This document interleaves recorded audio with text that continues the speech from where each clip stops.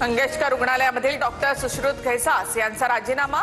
ईश्वरी भिसे या गर्भवती महिलेच्या मृत्यू प्रकरणी डॉक्टर घैसास यांनी राजीनामा प्रशासनाकडे सोपवला। रक्तस्राव होणाऱ्या रुग्णावर 5.5 तास दीनानाथ मंगेशकर रुग्णालयामध्ये उपचार नाहीत। गर्भवती ईश्वरी भिसे यांच्या मृत्यूला रुग्णालयात दोषी। राज्य सरकारच्या समितीच्या अहवालातून रुग्णालयावर ठपका। दीनानाथ मंगेशकर रुग्णालयाच्या मगरुरी आणि हलगर्जीपणामुळे गर्भवती महिलेचा मृत्यू। रुग्णासमोरच 10 लाखांची मागणी करण्यात आली। रुपाली चाकणकर संतापल्या।